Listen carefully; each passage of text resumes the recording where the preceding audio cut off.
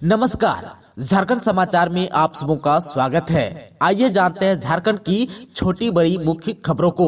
इससे पहले आपने चैनल को सब्सक्राइब नहीं किया है तो प्लीज चैनल को सब्सक्राइब कर बेल आइकन को प्रेस कर दीजिए ताकि खबरों का अपडेट आपको मिलता रहे। आइए बढ़ते हैं खबरों की ओर। बीजेपी के विधायक बाबूलाल मरांडी ने नियोजन नीति 1932 खतियान और ओबीसी आरक्षण पर कही ये बात। बीजेपी के विधायक दल के नेता बाबूलाल मरांडी ने नियोजन नीति को लेकर हेमंत सोरेन सरकार पर हमला बोला। उन्होंने कहा कि नियमावली बनने के साथ ही हमने सरकार को चेताया था कि ये असंवैधानिक है और न्याय संगत नहीं है। अब तो हाईकोर्ट ने भी इस पर मुहर लगा दी है। उन्होंने राजभवन जाने और सर्वदलीय विधायक बुलाए जाने को लेकर भी अपनी राय रखी है। बाबूलाल मरांडी ने कहा कि अगर इसके बाद भी सरकार इसी रास्ते पर चलती है तो राज्य के छात्रों का भविष्य तो और अंधकार में चला जाएगा।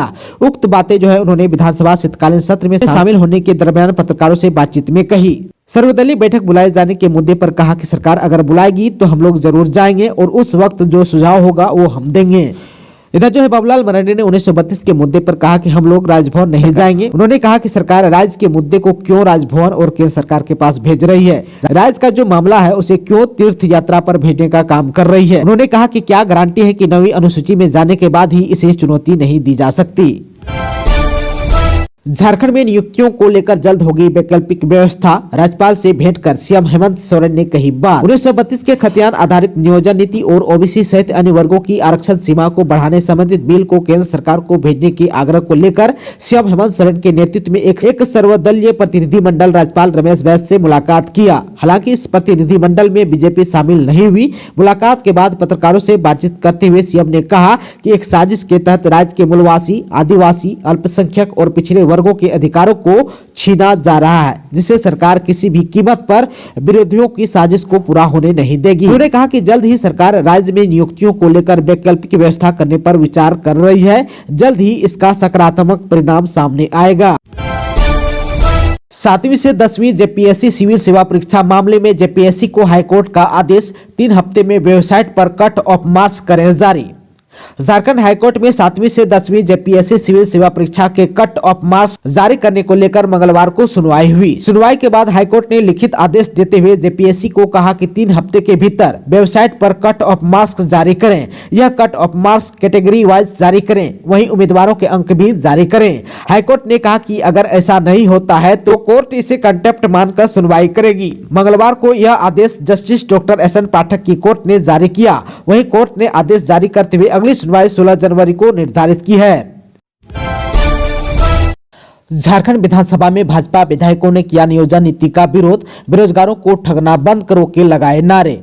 रांची में झारखंड के नए विधानसभा भवन में पंचम विधानसभा के 10वें शीतकालीन सत्र का मंगलवार को दूसरा दिन रहा। इस दौरान सदन में कार्रवाई शुरू होते ही भाजपा के सारे विधायकों ने हेमंत सरकार के खिलाफ जमकर नारेबाजी की। इस बीच सत्ता पक्ष के विधायकों ने लोकसभा में मुख्यमंत्री को दुष्कर्मी कहे जाने का विरोध किया और निंदा प्रस्ताव पारित करने की मांग की। इस जोरदार हंगामे के कारण विधानसभा की कार्रवाई 12:45 तक के लिए स्थगित कर दी गयी।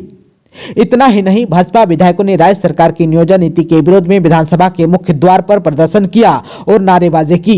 इस दौरान बेरोजगारों को ठगना बंद करो, राज्य सरकार शर्म करो के नारे भी लगाए गए।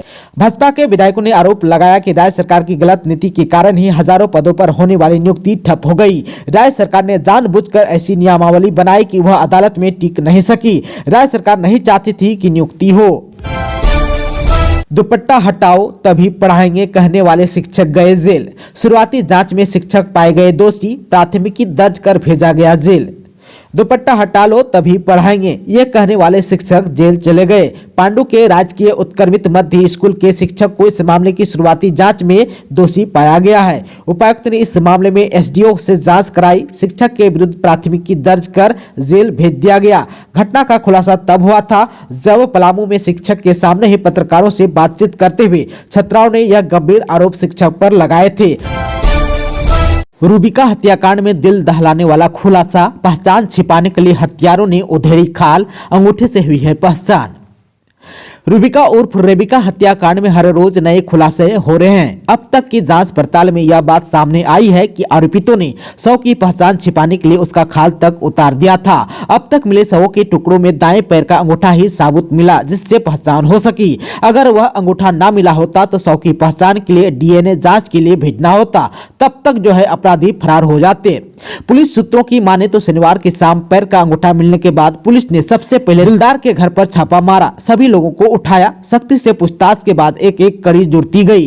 5 से 6 घंटे के अंदर पुलिस ने करीब करीब मामले की गुत्थी सुलझा ली थी तथा एक को छोड़कर सभी आरोपितों को भी पकड़ लिया था। उधर फरार मैनुअल अंसारी की गिरफ्तारी के लिए 2 टीम निकली हुई है, लेकिन उसने मोबाइल का प्रयोग भी बंद कर दिया है, जिस वजह से उसे पकड़ने में परेशानी हो रही है। सूत्रों के अनुसार शव को स्टैंड किरानी मैनुअल हक मोमिनी के घर में और उसके अलावा दिलदार के मामा मैनुअल अंसारी ने टुकड़े टुकड़े किया। 2 दबिया यानी कि लोहे का औजार को भी पुलिस ने बरामद कर चुकी है। अब तक जांच में यह बात आई है, उसी से शव के टुकड़े किए गए। प्रारंभ में इलेक्ट्रिक कटर से शव काटने की बात सामने आई थी, लेकिन वह अब तक नहीं मिला है। आप सबको बता दूं कि रूबिका की गला दबाकर हत्या दिलदार के मामा के घर में मैनुअल अंसारी के घर में की गई। इसके बाद शव को 2-3 घर बाद स्थित स्टैंड किरानी मैनुअल हक मोमिनी के घर ले जाया गया, जहां उसके टुकड़े टुकड़े किए गए। सूत्रों की माने तो दिलदार के मामा मैनुअल अंसारी के घर में इतनी जगह नहीं थी कि शव के टुकड़े किए जा सके। स्टैंड किरानी मैनुअल हक मोमिनी के घर में प्लास्टिक बिछाकर उस पर शव रखा गया, फिर उसके टुकड़े किए गए।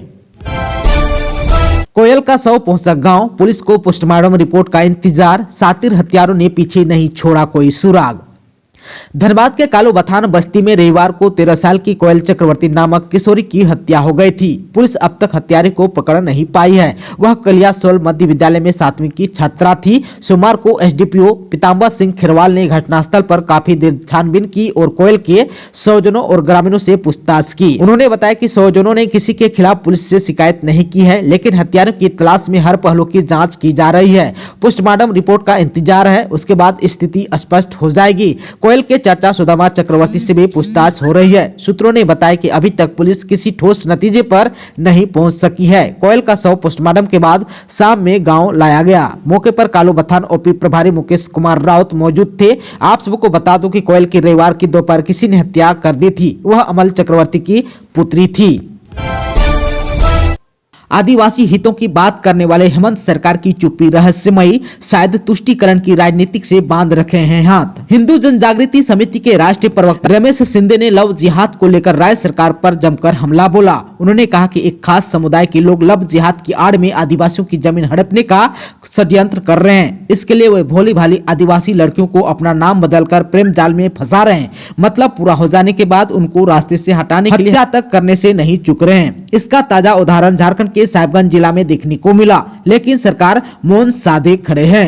हेमंत सरकार को कटघरे में खड़ा करते हुए उन्होंने कहा कि इस सरकार की चुप्पी से इस समुदाय का मनोबल दिन प्रतिदिन बढ़ता जा रहा है, जबकि आदिवासी हितों की बात का सरकार बनाने वाले हेमंत सरकार की चुप्पी रहस्यमय है। लगता है कि तुष्टीकरण की राजनीतिक ने उनके हाथ बांध रखे हैं। असम से करते थे गांजे की तस्करी, चकमा देने के लिए महिला और बच्चे के साथ करते थे सफर, धरे गए तो उगले कई राज।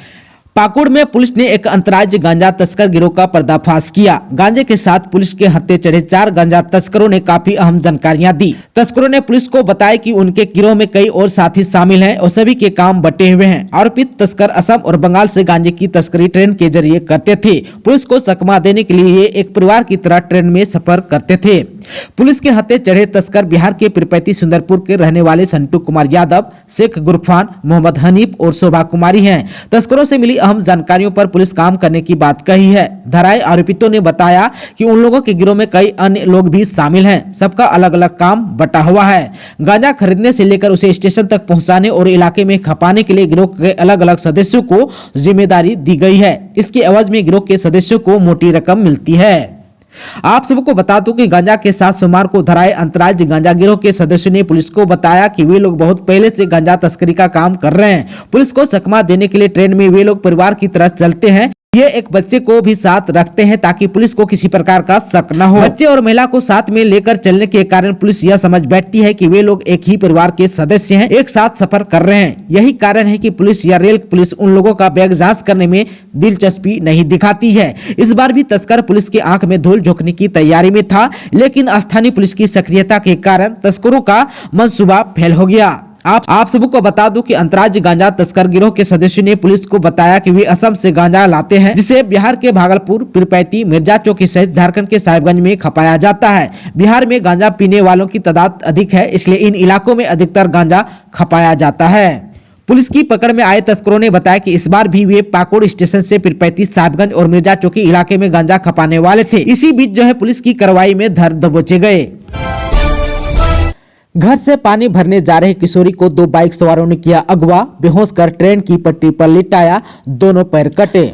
देवघर के जसीडीह झाझा रेल मार्ग पर रविवार की देर रात एक नाबालिग गंभीर रूप से घायल अवस्था में मिली। नाबालिग के दोनों पैर घुटने के नीचे से कटा हुआ था। उसे इलाज के लिए देवघर सदर अस्पताल में भर्ती कराया गया। अस्पताल में छात्रा ने पुलिस को बताया कि 2 युवकों ने उसे घर के बाहर से अगवा किया था। उसके बाद जब उसे होश आया तो वह जसीडीह थाना क्षेत्र के गंजोरा गोकुल ग्राम के पास रेल पटरी पर पड़ी थी। सोमवार को छात्रा ने जसीडीह थाना प्रभारी रत्न कुमार सिंह और SI सुनील चौधरी के समक्ष बयान में कहा कि वह रविवार को रात करीब 10 बजे अपने घर के बाहर पानी भरने निकली थी। तभी बाइक सवार 2 युवक आए और उसे जबरन बाइक पर बिठा लिया। बाइक सवारों ने उसके मुंह पर एक कपड़ा रखा, जिससे वह बेहोश हो गई। होश आया तो उसने खुद को रेल पटरी पर पाया। दोनों पांव कटकर अलग हो चुके थे, पैर से काफी खून निकल रहा था। हिम्मत करके वह पटरी से किनारे हुई और जेब से मोबाइल निकालकर पिता को फोन किया।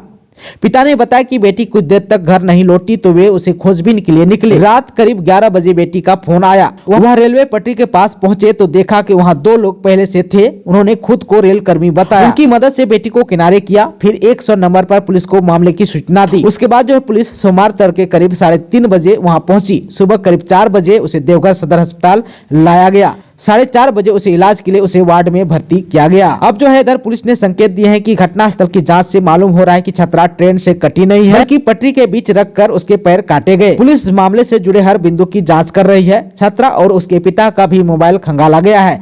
मोबाइल लोकेशन और कॉल डिटेल की मदद से घटना की तह तक पहुँचने का प्रयास किया जा रहा है। पुलिस उसे उठाकर ले जाने वाले युवकों की तलाश कर रही है। नक्सली मिसिर बेसरा दस्ता को लगा झटका, एरिया कमांडर कुलदीप गंजू ने चाईबासा में किया सरेंडर। प्रतिबंधित नक्सली संगठन भाकपा माओवादी की केंद्रीय कमेटी के एरिया कमांडर समारक दस्ता का सदस्य कुलदीप उर्फ कुलदीप गंजू उर्फ टुलू, जिनका उम्र 25 वर्ष, ने मंगलवार को पश्चिमी सिंहभूम के चाईबासा में पुलिस अधिकारियों के समक्ष अपने राइफल के साथ आत्मसमर्पण कर दिया। वह रांची जिले के बुरुम स्थित कनाड़ी गांव के रहने वाला है। यह नक्सली मिसिर बेसरा उर्फ सागर टीम का सक्रिय, विश्वास पात्र और मारक दस्ता का सदस्य है। आप सबको बता दूं कि एरिया कमांडर कुलदीप ने सरकार की आत्मसमर्पण नीति नई दिशा से प्रभावित होकर मुख्य धारा में लौटने के लिए यह कदम उठाया। कुलदीप का आत्मसमर्पण कार्यक्रम चाईबासा पुलिस लाइन स्थित फुटबॉल मैदान में हुआ। इस दौरान कोल्हान क्षेत्र के DIG अजय लिंडा, पश्चिमी सिंहभूम SP आशुतोष शेखर समेत CRPF और जिला पुलिस के सभी वरीय अधिकारी मौजूद थे। दोस्तों, अभी तक आपने चैनल को सब्सक्राइब नहीं किया है तो प्लीज चैनल को सब्सक्राइब कर बेल आइकन को प्रेस कर दीजिएगा, ताकि खबरों का अपडेट आपको मिलता रहेगा। इसके साथ ही आज के खबरों में बस इतना ही। हमें दीजिए इजाजत। नमस्कार।